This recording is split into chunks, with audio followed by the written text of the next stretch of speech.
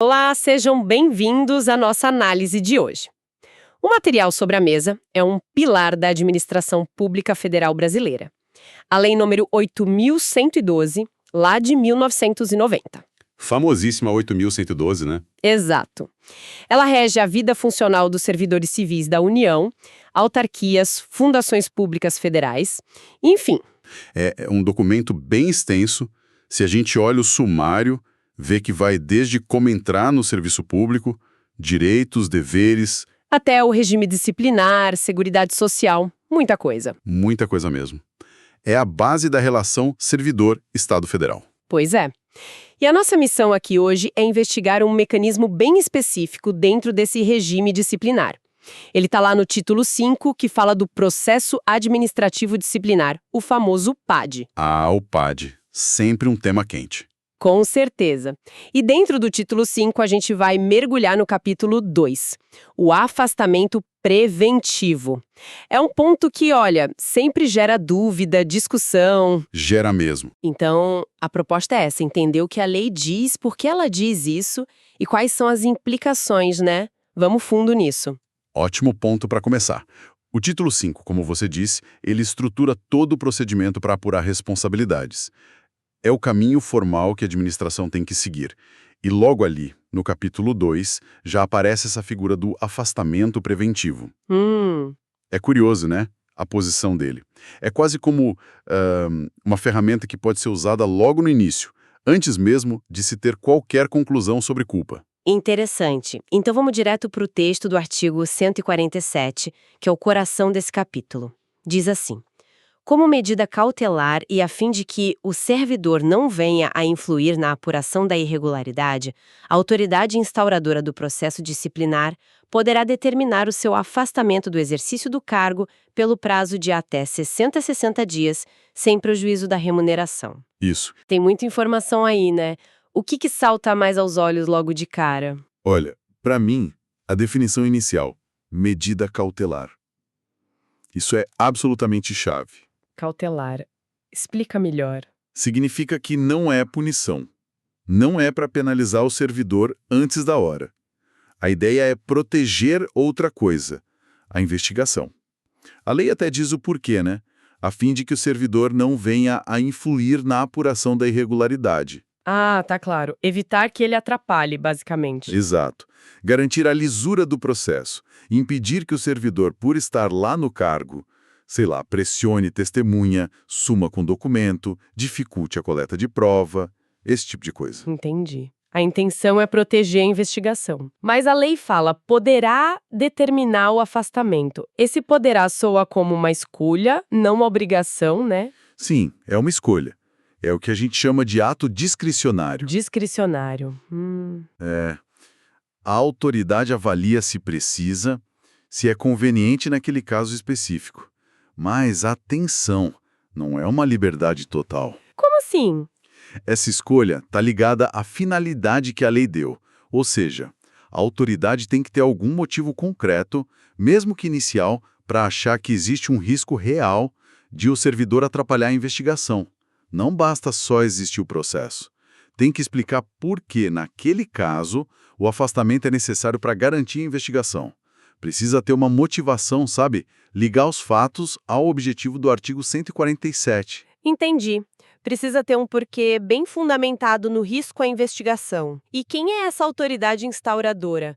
É a mesma pessoa que vai julgar lá no final? Não necessariamente. A autoridade instauradora é quem tem o poder de, digamos, apertar o botão para começar o PAD. Certo. Quem é essa pessoa varia. Depende do órgão, da regra interna, da gravidade do caso. Pode ser um chefe de setor, um secretário, até um ministro. Já a autoridade que vai julgar, aplicar a pena, se for o caso, pode ser essa mesma ou alguém acima dela na hierarquia. Mas quem decide sobre o afastamento preventivo é quem pode dar início ao processo. Interessante essa diferença. Agora vamos para o ponto que talvez mais chame a atenção. Sem prejuízo da remuneração. O servidor sai da função, mas o salário continua caindo na conta.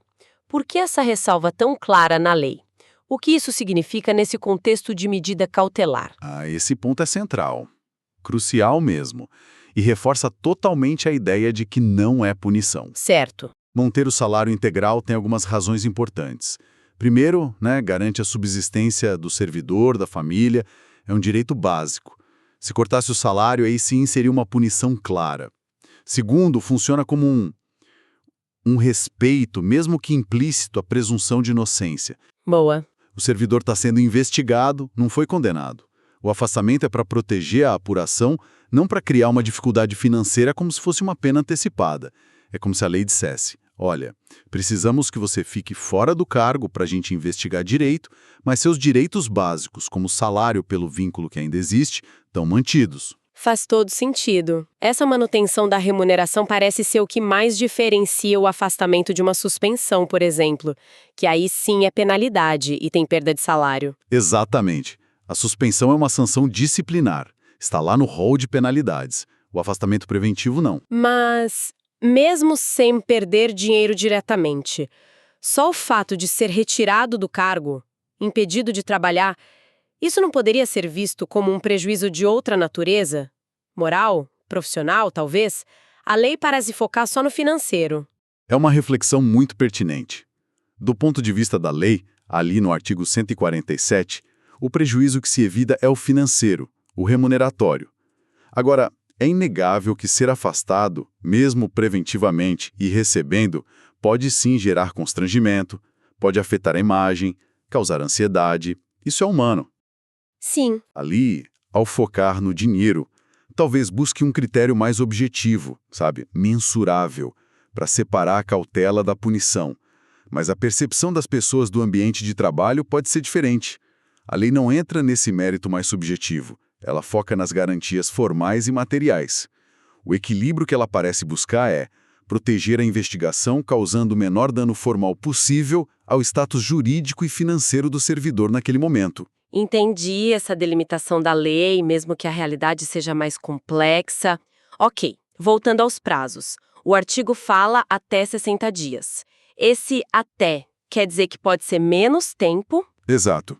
Até 60 é o teto inicial. A autoridade pode fixar 30 dias, 45 dias, se achar que é suficiente. Certo. E aí vem o parágrafo único. O afastamento poderá ser prorrogado por igual prazo, fim do qual cessarão os seus efeitos ainda que não concluído o processo.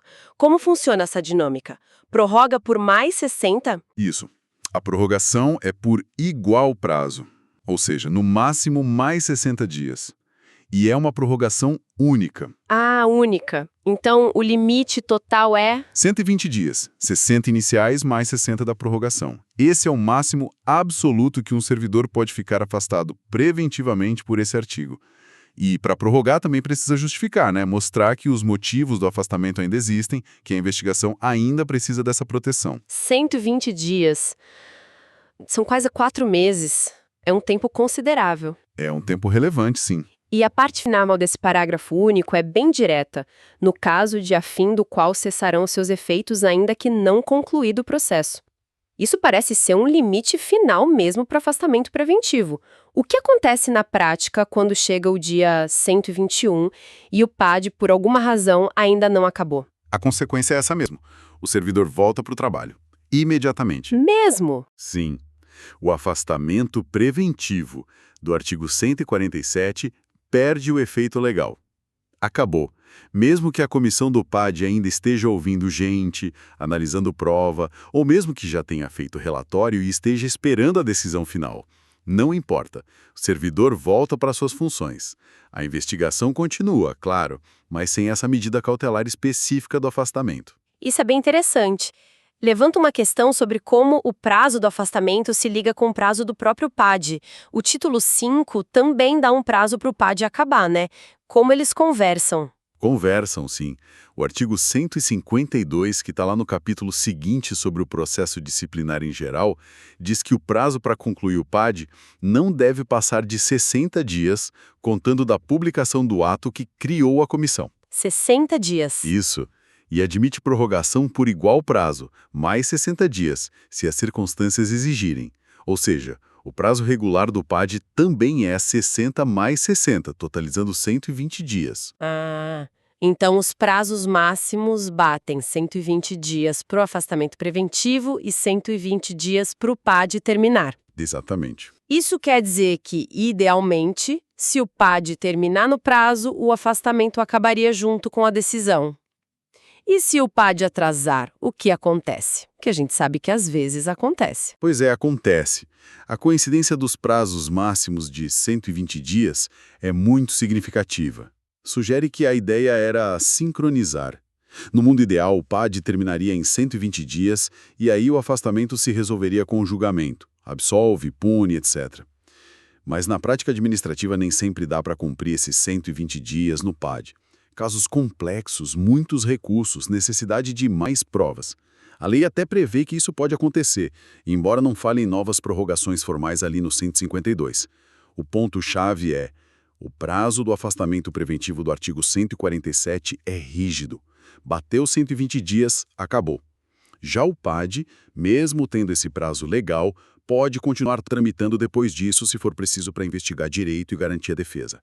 Então, se o PAD atrasa, o afastamento acaba no 120º dia e o servidor volta a trabalhar enquanto o processo continua. Entendi. Então, esse limite de 120 dias do 147 funciona como uma garantia de tempo para o servidor, não importa o ritmo do processo principal. Ele não pode ficar afastado preventivamente para sempre, esperando o PAD acabar. Exatamente. Isso reforça aquele equilíbrio que a gente falou. Sim. Essa regra do fim dos efeitos do afastamento em 120 dias, mesmo sem o PAD ter terminado, é uma das maiores provas desse equilíbrio que a lei busca. De um lado, dá um tempo bom para a administração investigar sem interferência, do outro, protege o servidor de ficar nessa situação restritiva por tempo indeterminado. Garante o retorno às funções depois desse prazo máximo, preservando a presunção de inocência e o caráter não punitivo da medida. É um corte claro. Faz sentido. Mas esse retorno do servidor ao cargo, enquanto ele ainda está formalmente sendo investigado num PAD ativo, isso não pode criar uma situação meio estranha, delicada, talvez até ruim para o ambiente de trabalho? Imagina o servidor voltando para a função onde aconteceu a suposta irregularidade, talvez trabalhando junto com as testemunhas do processo. A lei, ou melhor, esse artigo 147, parece não se preocupar muito com essa fase depois do afastamento. Verdade. O artigo 147 não fala sobre as consequências práticas desse retorno. Ele se limita a criar a medida, dizer para que serve o prazo, as condições, como lidar com essa situação delicada que você descreveu, isso fica para a administração resolver. Gestão de pessoas, né? Se o retorno do servidor criar algum novo risco concreto para a ordem interna ou para a continuidade da apuração por outros meios, aí a administração teria que ver se tem alguma outra medida legal que possa tomar ou simplesmente gerenciar a situação com as ferramentas que tem. O artigo 147 já cumpriu a função dele, que era específica e limitada no tempo. A lei parece confiar que depois de 120 dias, a fase mais crítica da coleta de provas, onde a influência direta seria mais provável, já passou, ou que o risco diminuiu. Compreendo. O 14.7 é uma ferramenta com um propósito e um tempo de vida bem definidos dentro de um processo maior. Então, vamos tentar resumir os pontos principais que a gente tirou dessa análise do afastamento preventivo na Lei 8.112. Primeiro, é uma medida estritamente cautelar. O objetivo legal é só impedir interferência na apuração, não é punição. Certo. Segundo, a decisão de afastar, embora seja uma escolha da autoridade, tem que estar ligada a essa finalidade. Tem que haver indício de risco para a investigação. Isso, decisão vinculada e motivada. Terceiro, remuneração integral garantida. O salário continua normal, o que reforça que não é punição e respeita a presunção de inocência. Fundamental. Quarto, prazo máximo definido e que não se prorroga além disso. Até 60 dias, mais uma prorrogação de até 60, totalizando no máximo 120 dias. Improrrogável além dos 120. E quinto, cessação automática dos efeitos. Deu 120 dias, o afastamento acaba, servidor volta para o cargo, mesmo que o PAD continue. Perfeito. Essa síntese mostra bem como o legislador tentou criar um mecanismo que atende à administração, mas com salvaguardas claras para o servidor. É uma peça que só faz sentido olhando o quadro completo do PAD. E é importante lembrar que esse quadro completo, o título 5 da Lei 8.112, tem outras garantias. Define tudo, o rito do processo, né? O afastamento é só uma ferramenta ali no meio. Precisamente. O título 5 é bem detalhado. Ele garante, por exemplo, o direito à ampla defesa, ao contraditório. Isso está lá nos artigos 143, 153 e vale para o processo todo. Define como a comissão processante é formada, geralmente por servidores estáveis, art. 149. Descreve as fases do inquérito, instrução, defesa escrita, relatório final da comissão. Tem regras para o julgamento pela autoridade, art. 160 a 169, e até um mecanismo de revisão do processo, art. 174, se aparecerem fatos novos. Então o artigo 147 é só um dos elementos desse sistema. Fica claro que o afastamento preventivo não existe isolado. Ele faz parte de um sistema que, pelo menos na lei, busca ser estruturado e dar garantias. Obrigada por essa análise tão detalhada do artigo 147. Foi um prazer discutir esse ponto. Para quem nos acompanha, fica então uma reflexão final. A lei desenha um mecanismo com regras claras, tentando equilibrar a necessidade de investigar e a proteção do servidor. Mas como garantir que, na prática, no dia a dia, essa linha tênue não seja ultrapassada? Como ter certeza que o afastamento preventivo seja usado só para sua finalidade cautelar, e não como uma forma escondida de pressão ou punição antecipada, mesmo com salário mantido? E que outros pontos da Lei 8.112, talvez até fora do título 5, podem influenciar a percepção e a realidade de um servidor que passa por um PAD? Fica a reflexão. São ótimas perguntas. Essenciais para a gente pensar criticamente sobre como a lei é aplicada. A existência de controles, a clareza na motivação dos atos, a própria cultura do órgão. Tudo isso influencia. A lei dá estrutura, mas a justiça na execução depende de muita coisa. Sem dúvida. Uma discussão que pode continuar, com certeza. Por hoje, a gente encerra a nossa análise focada no afastamento preventivo da Lei 8.112. Esperamos que tenha sido útil e esclarecedor. Até a próxima!